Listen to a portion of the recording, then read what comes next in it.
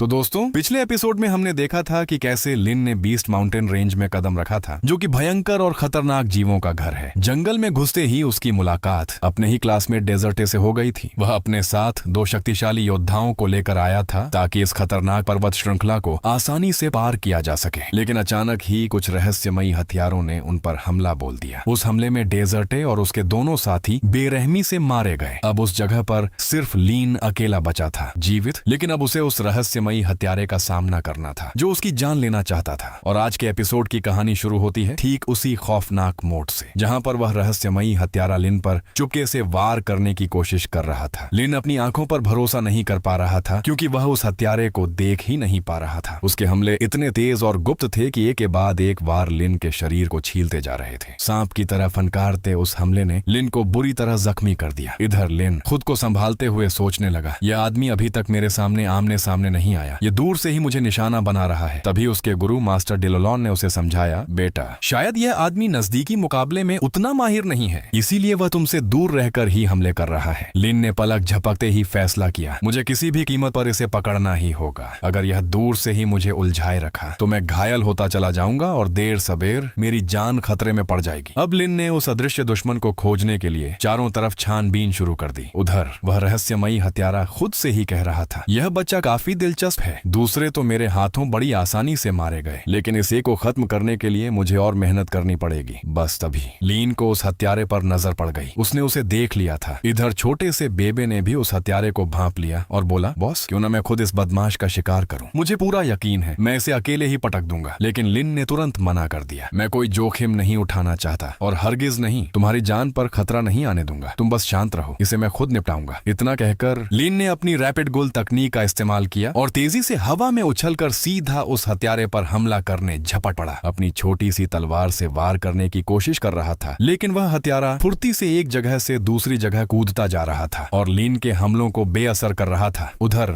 लीन ने एक पेड़ पर वार किया तो वह दरख्त हल्का सा चमक उठा, मानो कुछ गुप्त संकेत छोड़ रहा हो, लेकिन हत्यारे ने उस तरफ कोई ध्यान नहीं दिया। हत्यारा तो बस अपनी जान बचाने की जुगत में लगातार भाग रहा था, लेकिन लीन भी उसका पीछा करना नहीं भूला था। इसी दौरान लीन ने उसके कई घातक हमलों को भी चतुराई से डोज कर दिया था और मौका मिलते ही लीन हर जगह अपना गोल्डन मार्क छोड़ रहा था, मानो जाल बुन रहा हो। हत्यारा घबरा गया, क्योंकि वह लिन के इरादे नहीं समझ पा रहा था। उसे तो लगातार भागते रहना ही मुनासिब लग रहा था, क्योंकि लिन को निशाना बनाना भी मुश्किल हो गया था। और तभी उस हत्यारे ने उस डाली पर हमला कर दिया जिस पर लीन लटका हुआ था। जोरदार झटके से लीन जमीन पर आ गिरा, लेकिन गिरते गिरते ही उसने अपनी तलवार से हत्यारे पर वार कर दिया। हत्यारे ने तुरंत अपने शरीर को बगल झुकाकर उस वार को तो बचा लिया, लेकिन तलवार की नोक उसके गाल पर लग गई और एक पतली लकीर छोड़ गई। उस हत्यारे की आंखों में खून उतर आया। वह बौखला गया, मुझे आज तक कोई प्रतिद्वंद भी घायल नहीं कर पाया, लेकिन तुमने साबित कर दिया कि तुम वाकई कमाल के हो। पर एक बात मान लेना, मेरे पास तुमसे कहीं ज्यादा युद्ध का अनुभव है, इसलिए तुम चाहकर भी मुझे नहीं हरा सकते। बेहतर होगा कि तुम अपनी जिद छोड़कर सरेंडर कर दो, बदले में मैं तुम्हारे इस सुंदर चेहरे को बिगाड़ूंगा नहीं। वह आगे बोला, मुझे पता है तुम जैसे कुलीन परिवारों के लोग अहंकारी होते हो, पैसों के दम पर बड़ी अकादमियों में घुस जाते हो और फिर खुद को महान समझते हो। कमजोरों को कीड़े की तरह कुचलना तुम्हारी आदत है। तुम नहीं जानते कि दूसरों के हाथों अपमानित होना कैसा लगता है, और अफसोस तुम कभी जानोगे भी नहीं, क्योंकि आज मैं तुम्हारी जिंदगी पर पूर्ण विराम लगाने वाला हूँ। लिन ने मुस्कुराते हुए कहा, अपनी बकवास बंद कर, अगर तुम में इतनी ही ताकत है तो आमने सामने आकर लड़। लेकिन वह हत्यारा दूर से ही अपने तीरों से लीन को खत्म करने की रणनीति बना रहा था और ठीक उसी वक्त लिन ने अपना स्ट्रुप का पत्ता दिखाया। दरअसल वह इतनी देर से जानबूझकर अलग अलग जगहों पर हमले और गोल्डन मार्क छोड़ रहा था। उसने अपने सारे बिंदुओं को जोड़कर एक शानदार हंदाई फॉर्मेशन एक्टिवेट कर ली थी। यह देखकर हत्यारा घबरा गया। अचानक उस जगह पर धमाके होने लगे और वह इधर उधर भागने लगा, लेकिन लिन ने हादाई फॉर्मेशन का भारी दबाव उस पर झोंक दिया। वह आदमी गिरती चट्टानों के बीच धंसता जा रहा था। फिर भी आखिरी सांस में उसने लिन पर अपना आखिरी और सबसे जबरदस्त प्रहार कर दिया। लिन की आंखों के बिल्कुल नजदीक एक तीर आकर रुक गया था। रुका इसलिए क्योंकि लिन ने अपने दोनों हाथों से मिलकर उस तीर को रोक लिया था। भले ही उसके हाथ बुरी तरह से घायल हो गए थे, लेकिन उसने किसी तरह अपनी जान बचा ली। अगले दृश्य में हम देखते हैं कि लिन अपने दोस्त डेजर्टे को धरती में दफना रहा है। उसकी आंखों में नमी थी, दिल भारी था। वह सोच रहा था कि अगर वह थोड़ा सा भी कमजोर होता तो आज डेजर्टे के साथ ही उसकी भी मौत हो जाती। लिन ने उस मुश्किल परिस्थिति में जीवन को पकड़ रखा था। उसने डेजर्टे की कब्र पर एक बैच रखा जो लियान ने दिया था। यह उसकी तरफ से अपने साथी को दी गई आखिरी श्रद्धांजलि थी। वह फुसफुसाया, माफ करना, मैं तुम्हें नहीं बचा सका, अब लिन तेजी से माउंटेन रेंज की ओर बढ़ रहा था। बेबे ने देखा कि लिन मायूस है। उसने खुद से वादा किया था कि आज के बाद वह कभी भी अपने दोस्तों को मरने नहीं देगा। बेबे ने पूछा, बॉस आपने मुझे उस हत्यारे पर हमला क्यों नहीं करने दिया? लिन ने समझाया, मैं यहाँ अपने युद्ध कौशल को निखारने आया हूँ। अगर मैं हमेशा तुमसे मदद लेता रहा तो कभी सुधार नहीं कर पाऊंगा, इसलिए मैं कोशिश करूंगा कि हर मुसीबत का सामना खुद की ताकत से करूं। कहते कहते लिन ने छलांगें लगानी शुरू कर दी। वह बड़ी ही तेजी से लंबे रास्तों को पार करता हुआ आखिरकार बीस्ट माउंटेन रेंज के सामने पहुंच गया। अब यहाँ से उसकी असली परीक्षा शुरू होने वाली थी। मास्टर डेलोलॉन स्पेस रिंग से बाहर निकल आए और उसे समझाने लगे, यह पर्वत श्रृंखला इस पूरे महाद्वीप में नंबर 1 मानी जाती है, क्योंकि इन्हीं जंगलों में इस महाद्वीप के सबसे शक्तिशाली और खतरनाक जीव रहते हैं। यहाँ आने वाला 90% इंसान वापस नहीं लौटा। यहाँ के फूल भी शिकार करते हैं। दूसरे जानवरों को मारने वाले डेमोनिक बीस्ट यहाँ के पेड़ों का भोजन बन जाते हैं। बेटा, यह ऐसी जगह है जहाँ पेड़ भी तुम्हारे दुश्मन हैं, इसलिए हर चीज से सावधान रहना होगा। लिन ने डेमोनिक बीस्ट का शिकार करने के लिए मैजिकल बीस्ट माउंटेन रेंज में कदम रखा, लेकिन उसे कोई जीव नजर नहीं आ रहा था। तब उसने अपने विंड एलिमेंट का इस्तेमाल करके पूरी जगह पर ऊर्जा की तरंगें फैला दी। उसकी ऊर्जा दूर दूर तक फैलने लगी और उसे आसपास के छोटे जीवों का एहसास होने लगा। कुछ खरगोश घास से बाहर निकले। मास्टर डेलोलॉन ने उसकी प्रशंसा की, तुमने अपनी रक्षा के कवच को कमजोर नहीं होने दिया। इस क्षेत्र में सतर्क रहना ही सबसे बड़ा विकल्प है। लिन ने कहा, यहाँ तो सिर्फ निम्न स्तर के मैजिकल बीस्ट हैं। गुरु ने चेताया, गलत फहमी में मत रहना। शक्तिशाली जीवों में खुद को धरती के अंदर छुपाने की क्षमता होती है। उन्हें ट्रेस करना मुश्किल होगा। सेंट रैंकिंग वाले तो अपना रूप भी बदल सकते हैं। इतना सुनते ही लिन ने फिर से अपनी हवा की ऊर्जा रिलीज की और अचानक उसे लगा कि धरती कांप रही है। कोई बहुत भारी और शक्तिशाली प्राणी उनकी तरफ बढ़ रहा था। बेबे ने पूछा, बॉस क्या मेरी मदद चाहिए? लिन ने उसे छिपने का इशारा किया, क्योंकि वह अकेले ही उस राक्षस का सामना करना चाहता था। और फिर देखते ही देखते जमीन फटी और एक भयंकर डेमोनिक बीस्ट सामने आया। वह था वन हॉर्न राइनो।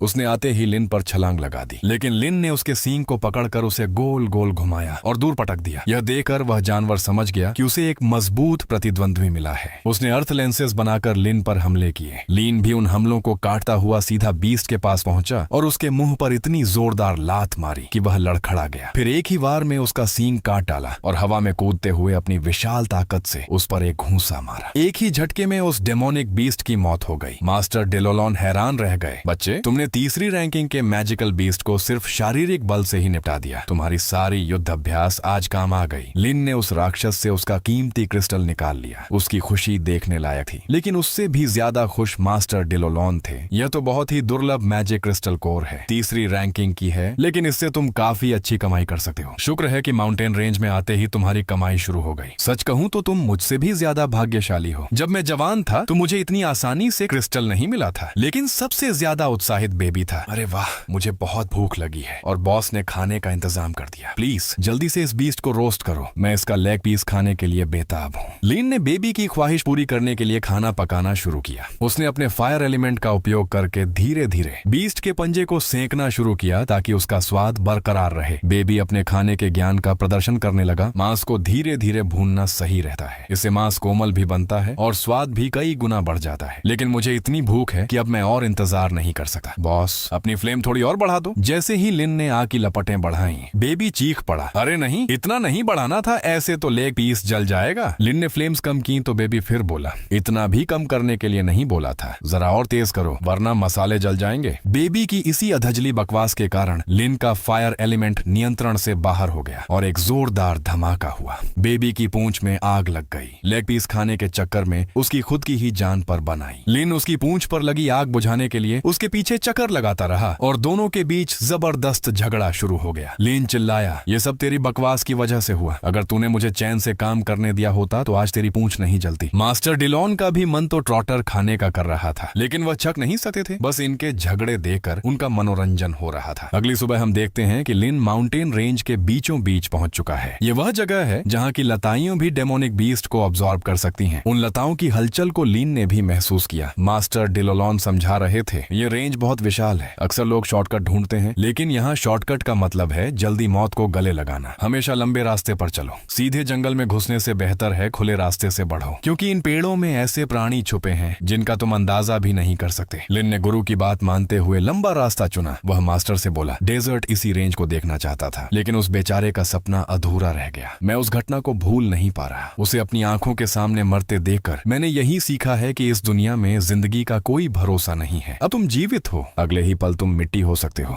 मास्टर डेलोलॉन ने कहा, डेजर्ट के बारे में ज्यादा मत सोचो। मैं मानता हूँ उसके साथ बुरा हुआ, लेकिन तुम चाहकर भी उसकी मदद नहीं कर सकते थे। इसलिए उन बातों को अपने दिमाग से निकालो और खुद पर ध्यान दो। तुम जितना अंदर जाओगे उतने ही खतरनाक जीवों से सामना होगा। एक सेकंड के लिए भी ध्यान भटकाने का मतलब है मौत। इतने में बेबे को कुछ महसूस हुआ और लिन उसके पीछे पीछे एक जगह पहुंचा जहां कई सारी लाशें पड़ी थीं। लिन घबरा गया, लेकिन मास्टर डेलोलॉन ने सचेत किया, बेटा यहाँ लाशों पर भी भरोसा नहीं किया जा सकता। लिन ने एक पत्थर उठाकर एक लाश पर फेंका, वह हिली नहीं। लिन ने घास से बाहर निकलकर उनके घावों का निरीक्षण किया। कौन सा राक्षसी जीव है जिसने इतने भयानक घाव छोड़े? गुरु ने उत्तर दिया, यह किसी राक्षस का काम नहीं है बेटा, इन्हें किसी इंसान ने खत्म किया है। और मैं दावे से कह सकता हूँ कि वह व्यक्ति बहुत निर्दयी है और इतना शक्तिशाली कि इतने सारे लोगों को एक साथ मार सकता है। यह सुनकर बेबे जोर से गुर्राया। उसे लगा कि वह हत्यारा फिर से आसपास है और उसके बॉस की जान को खतरा हो सकता है। लीन पहले से ही डेजर्ट की मौत से व्याकुल था और यह खौफनाक दृश्य देखकर उसे इंसानों से बिल्कुल भरोसा ही नहीं रहा। वह बोला, यहाँ आकर मुझे एहसास हुआ कि डेमोनिक बीस्ट तो बस नाम के ही राक्षस हैं, असली राक्षस तो हम इंसानों के अंदर होते हैं। मास्टर डेलोलॉन ने चेताया, यह जगह खतरनाक है, मरे हुओं के खून की गंध से अन्य राक्षस यहाँ आ जाएंगे, हमें यहाँ से तुरंत निकलना होगा। उनकी बात बिल्कुल सही निकली। खून की गंध से आकर्षित होकर डेमोनिक बीस्ट्स वहाँ पहुंच चुके थे। लिन ने झटपट एक पेड़ पर छलांग लगा दी। उसने देखा कि एक एक करके 5 विशाल भेड़िए वहाँ पहुंच गए थे, जिन्होंने हॉवेल करके अपने और साथियों को भी बुला लिया। बेबे बोला, बॉस कुल 5 भेड़िए हैं, अच्छा हुआ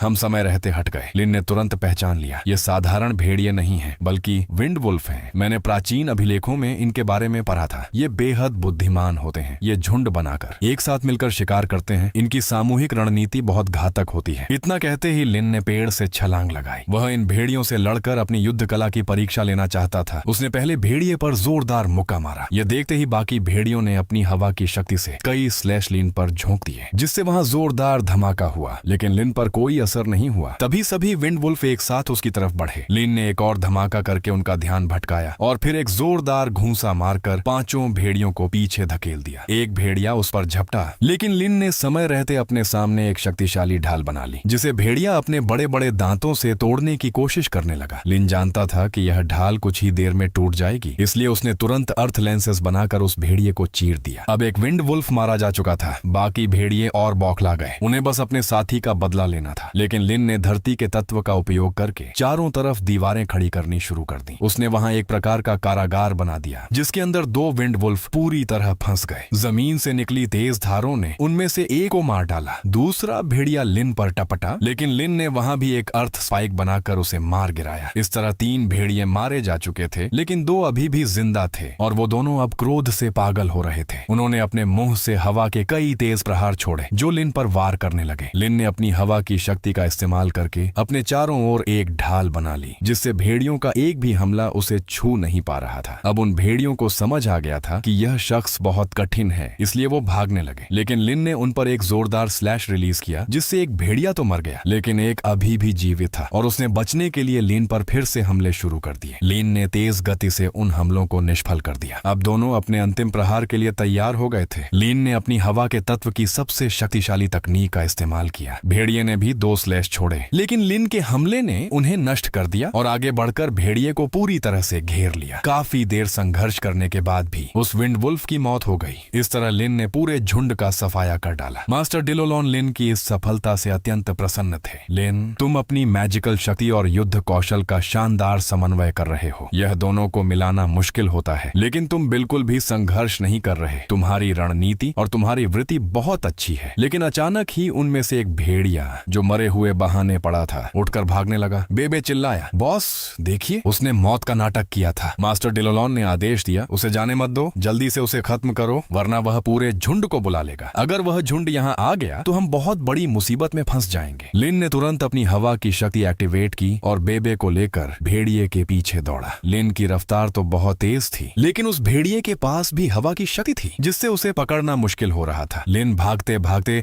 उस पर कई स्लैश भी रिलीज कर रहा था, लेकिन भेड़िया उछल कूद कर सबको डोज कर रहा था। तब लिन ने अपनी हवा की पूरी गति को एक्टिव कर दिया और कुछ ही पलों में भेड़िए के बहुत करीब पहुंच गया। फिर भी वह भेड़िया हाथ नहीं लग रहा था, क्योंकि वह जानता था कि अगर उसने अपनी रफ्तार थोड़ी भी कम की तो लिन उसे खत्म कर देगा। लेकिन लिन ने तब एक ऐसा जानलेवा अंतिम प्रहार किया जिसने विंड वुल्फ की गर्दन उसके धड़ से अलग कर दी। हालांकि उसे यह एहसास नहीं था कि भेड़िए का पीछा करते हुए वह कितनी दूर आ गया है। जैसे ही उसने वापस लौटने की कोशिश की, अचानक सामने दो भेड़िए आ खड़े हुए और फिर देखते ही देखते असंख्य भेड़ियों ने उसे चारों तरफ से घेर लिया। असल में लीन उस भेड़िए का पीछा करते हुए सीधे उनके पूरे झुंड के बीच में पहुंच गया था। यकीन करना मुश्किल था, लेकिन उसने उन्हीं सब के सामने उनके साथी की गर्दन काट दी थी। हर एक भेड़िया उसे देखकर दहाड़ रहा था, उसके खून का प्यासा था। मास्टर डिलोलॉन की आवाज कांप गई। बाप रे, देखो वहाँ तो भेड़ियों का राजा और उसकी रानी भी है। बेटा, शायद अब हमारा गेम ओवर हो गया। लिन को भी अपनी भूल का एहसास हो चुका था। वह बेबे से बोला, शायद हमारी रफ्तार कुछ कम थी, इसलिए यह भेड़िया अपने घर तक पहुंच गया। बेबे ने कांपते स्वर में कहा, बॉस, कम से कम 5वीं रैंकिंग वाले 20 भेड़िए तो होंगे ही। लिन की स्थिति ऐसी हो गई थी जैसे रजिया गुंडों के बीच फंस गई हो। और इसी भयानक मोड़ पर हमारा एपिसोड समाप्त होता है। इतना सब देखने के लिए बहुत बहुत धन्यवाद।